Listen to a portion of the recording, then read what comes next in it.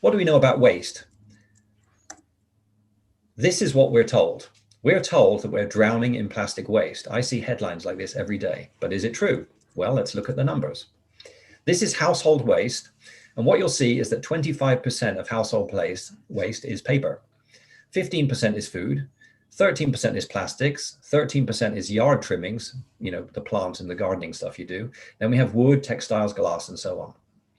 So I was a bit surprised to see this, that plastics are 13% of the overall problem. So you have to, when it comes to household waste, you have to ask yourself, why are we only talking about plastics? Every day I see hundreds of articles, nothing about paper. I think the paper industry has borrowed Harry Potter's invisibility cloak, right? No one talks about them. They generate double the waste. They're less green and nobody mentions it. It's like they've cast a magic spell and everyone's ignoring a problem, which is almost twice, well, it's twice as big as the plastic problem. So I'm not saying we should ignore plastics, but why would we ignore paper, for example, right? It doesn't make sense. It doesn't make logical sense. How do you solve a problem? By focusing on 13% of it. And as we'll see, the actual amount of plastic waste in my next presentation turns out to be less than that, because this is only household waste. It's not all waste. Okay, so that's insanity, right? And people say that plastics are increasing waste. Is that true? No. Here are the numbers from the EPA, that's the US government, and they show that over a period of several years, plastic use increased by 80 times, I think the number is. But what we see is that in the olden days, we had a lot of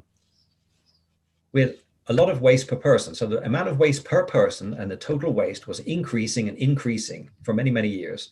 And then in 1990, these numbers started to flatten out, the graph. So we're not creating more waste per person, and we're not really creating more waste as a world either. The graph has gone flat. And scientists looked at this data and they said, why are we not generating more waste? And the answer is that if you can take 1 pound of plastic or 1 kilogram of plastic, and it requires 3 or 4 kilograms of other material to replace that 1 kilogram of plastic. So it turns out that plastic has reduced dramatically. We're talking hundreds of millions of tons less waste because we're using plastic. So the argument that we're drowning in plastic waste is not correct. And the argument that plastics increase waste is a complete lie as well. It's the opposite. Plastics are proven to reduce waste. And at the bottom again, you see the reference to prove what I said. So here's some interesting information. You can look this one up on ourworldindata.com, and I've given you the link.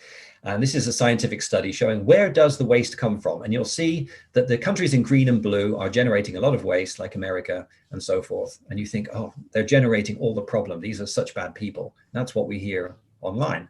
But what about, we don't care how much waste people generate. We only really care how much waste is mismanaged, how much waste gets into the environment. The total amount of waste is not nearly as important as where does it end up.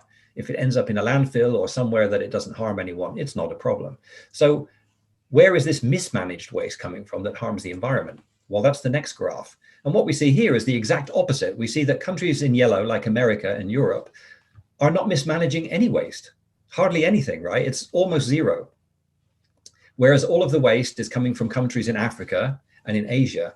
And it's not that they're bad people, right? It's just that we are some decades ahead of them. We used to have a waste problem in Europe too. We had all kinds of problems. I talk about it in the book, but we don't have it anymore, right? We had a problem and we solved the problem. And these countries, as they copy what we've done, they put in waste management and so forth, this problem will go away.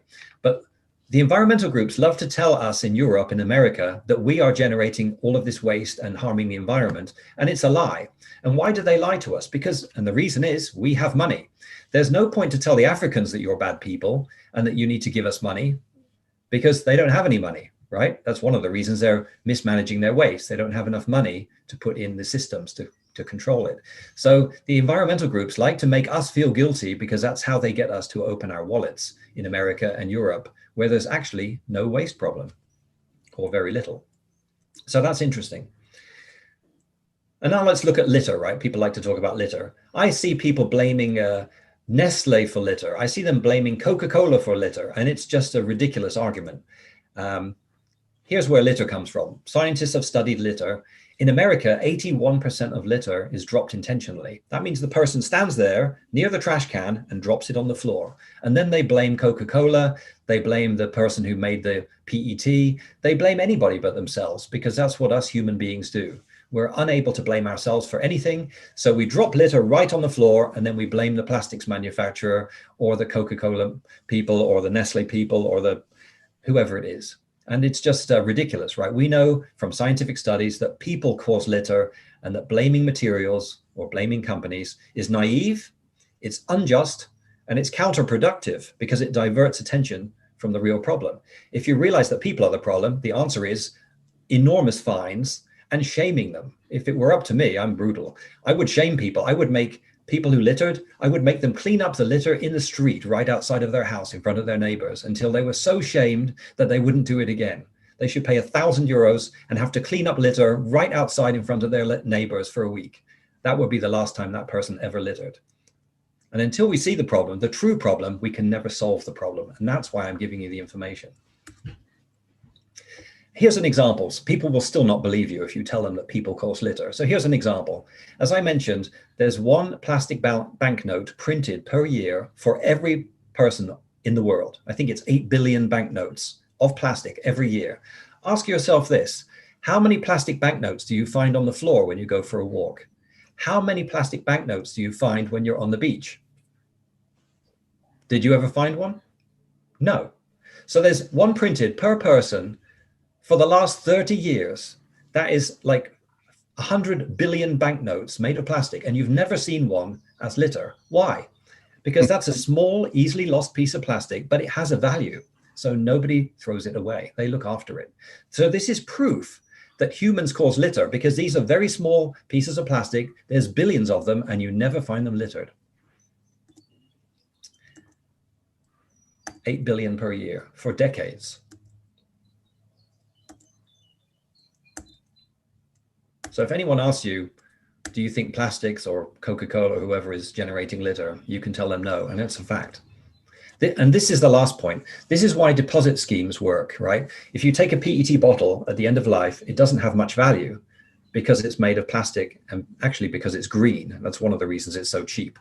Anyway, so the reason that deposit systems work is you say, hey, each bottle costs €1 to take, and I'll give you €1 back when you give me the PET. And these systems are used in many countries like Norway. They get 97% of the bottles back. They're recycled 12 times each on average, and the same number in Germany and other countries. So if you put a value on the plastic, people don't litter them. They give it back to get their money back, and everyone's happy because the environment's protected.